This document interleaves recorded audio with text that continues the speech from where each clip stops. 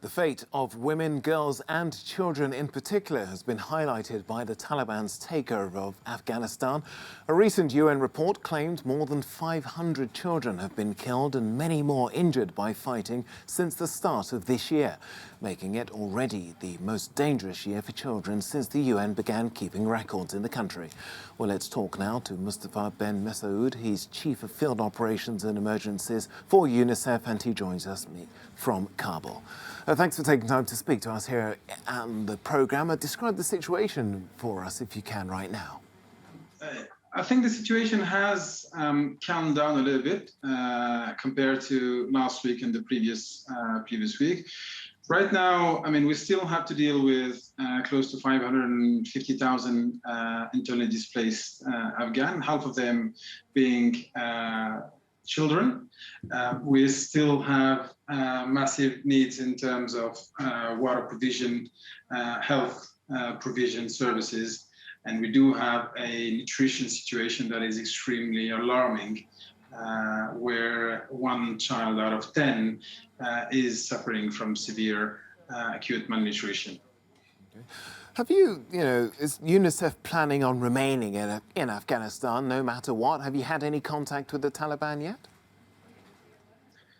I think we don't want to break the 65 years of presence in Afghanistan, despite who was in charge of the country.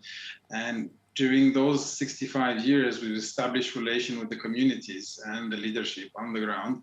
And we've had, for the last, I'll say probably 10 days, we've had almost daily contact with the Taliban in our field offices across the country. The latest of them happened this morning in Jalalabad and in Kandahar zonal offices, UNICEF zonal offices. So we intend to stay and deliver for the Afghan women and children. Yeah, well, some might say the new look Taliban have said that girls and young women will be able to continue their education as long as they respect Sharia standards, even encouraging them to do so. How is your organisation planning on supporting them to do that? Let's go back maybe to last December, where UNICEF has signed a work plan with the Taliban to open community-based schools within the community in the remote area with a focus on girls' education. That work plan was signed with the Taliban.